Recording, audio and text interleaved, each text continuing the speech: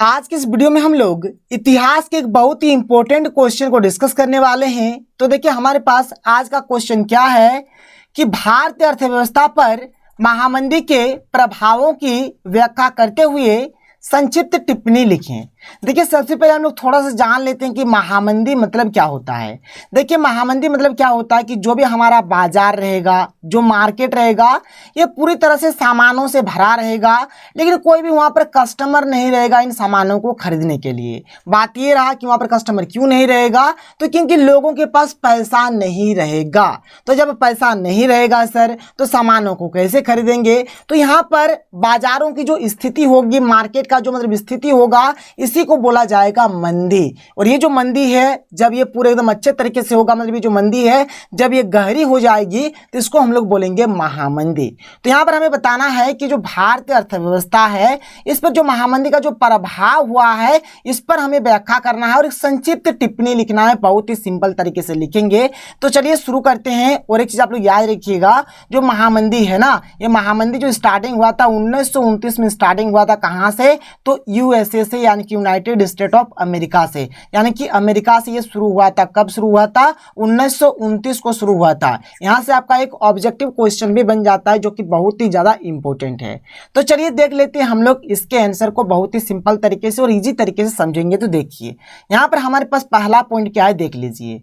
सन 1929 से 1934 ईस्वी तक भारतीय अर्थव्यवस्था में महामंदी का काफी प्रभाव रहा। इस समय भारत के आयात और निर्यात में लगभग 50% की कमी आ गई। मतलब एक्चुअल में बात रहा कि हमारे देश से जो सामान बाहर देश जाता था, या फिर बाहर देश से जो सामान हमारे देश आता था, इसमें ना 50% की गिरावट आ गई, 50% की कमी आ गई सर। ठीक है, मतलब सामान नहीं जाने लगा। अब सामान क्यों नहीं जाने लगा? देखिए बाजार तो सामानों से भरा हुआ है, तो जब सामान नहीं बेचाएगा तो यहाँ पर कोई सामान का आयात और निर्यात कैसे होगा? मतलब कोई सामान इंपोर्ट और एक्सपोर्ट कैसे करेगा? क्योंकि यहाँ पर सामान बेचा ही नहीं रहा है, मार्केट पूरी तरह से सामानों से भरा हुआ है। तो यहाँ पर यही बात हो जा रहा है। फिर आगे देखिए, यहाँ पर आगे का पॉइंट जो कि बहुत ही ज्यादा इंपॉर्टेंट है, क्या है? इस महामंदी का प्रभाव बंगाल के पटसन पैदा करने वाले लोगों पर ज्यादा पड़ा, क्योंकि पटसन के मूल्य में 60% की कमी आ गई थी, जिससे बंगाल के पटसन उत्पादक बर्बाद हो गए और वे कर्ज के बोझ के तले दब गए। देखिए जो बंगाल के मतलब जो भी मतलब उत्पादन करता थे, जो पटसन का उत्पादन करते थे, ठीक है, तो पटसन का जो मूल्य था, पटसन का जो दाम था, उसमें 60% का कमी आ गया।